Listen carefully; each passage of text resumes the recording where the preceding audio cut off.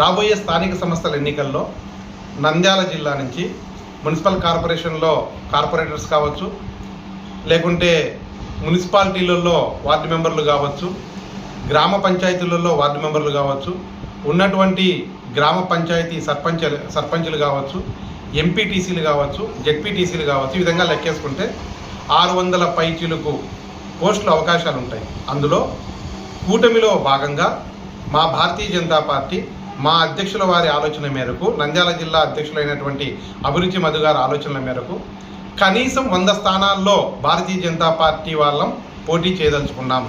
మేము ఆ కోటాను ఖచ్చితంగా ఎన్డీఏ కూటమి ద్వారా సాధించుకుంటాం. 100కు 100 గెలిచి 100% స్ట్రైక్ రేటు ఖచ్చితంగా నిరూపించుకుంటాం అనేటువంటిది మేము గట్టిగా నమ్ముతూ ఉన్నాము.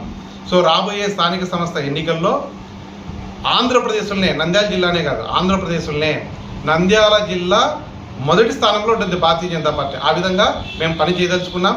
మా అధ్యక్షుల వారు, మా కమిటీ మెంబర్లు, మా మండలాధ్యక్షులు, మండల కన్వీనర్లు, సానుభూతిపరులు అందరూ కూడా ఎదురు చూస్తూ ఉన్నారు. ఎప్పుడు వస్తాయి స్థానిక సంస్థల ఎన్నికలు, భారతీయ జనతా పార్టీని స్థానికంగా కూడా ఏ విధంగా మనం గట్టిగా నిలబెట్టాలి అనేటువంటి దానికోసం ఎదురు చూస్తూ ఉన్నారు.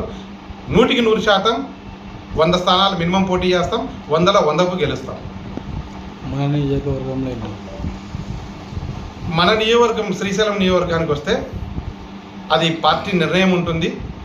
అధ్యక్షుల వారు, మా నంద్యాల జిల్లా అధ్యక్షుల వారు, అలాగే రాష్ట్ర అధ్యక్షుల వారు స్థానికంగా ఉన్నటువంటి ఎమ్మెల్యే గారితో చర్చించి స్థానికంగా ఉన్నటువంటి పరిస్థితులకు అనుగుణంగా వారిని ఒప్పించి ఖచ్చితంగా మెజారిటీ సీట్స్ తీసుకుంటాం.